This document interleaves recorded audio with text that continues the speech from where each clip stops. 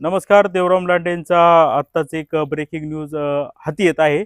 देवराम लांडे यांना अखेर सेशन कोर्टाने जुन्नर सेशन कोर्टाने जामीन मंजूर केलेला आहे आणि त्यांचा आता सुटकेचा मार्ग मोकळा झालेला आहे. गेल्या 2 दिवसांपासून देवराम लांडेंच्या जामीन अर्जावर सुनावणी होती. परवाही सुनावणी झाली. काल देवराम लांडेंच्या वतीनं जे केतन पडवळ असतील किंवा सुमित निकम असतील यांनी त्यांची बाजू मांडलेली होती आणि जे फिर्यादीच्या बाजूने देखील एक वकील देण्यात आले होते, रणजित भगत हे होते आणि ऑलरेडी सरकारी वकील तर फिर्यादीच्या बाजूने लढतातच.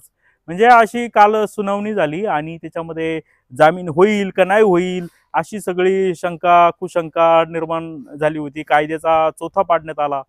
कसं देवराम एक वकील म्हणत होते, कसे देवराम लांडे जबाबदार, कसे देवराम लांडेच्या साईडचे वकील म्हणायचे ते जबाबदार नाही. आणि अखेर तो निर्णय आता कोर्टाने दिलेला आहे. आता काय अटी शर्ती आहे ती कोर्टाची ज्यावेळी ऑर्डर बाहेर पडेल त्यानंतरच येणार आहे. परंतु आज जरी कोर्टाने जामीन मंजूर केला असेल तर आता देवराम लांडे लगेच सुटतील असं नाही. ती ऑर्डर बहुतेक उद्या जाईल आणि उद्या सकाळी देवराम लांडेंच्या सुटकेचा मार्ग मोकळा होईल. आपण त्यांची देखील प्रतिक्रिया घेऊया. नक्की काय घडलं होतं, त्यांचे काय अनुभव आले, नक्की काय आता हे करणार आहे, कशी मदत करणार आहे, ही सगळी माहिती आपण आता देवराम लांडे यांच्याकडून उद्या घेणार आहोत. तोपर्यंत कुठेही जाऊ नका. पाहत राहा जुन्नर टाइम जुन्नर.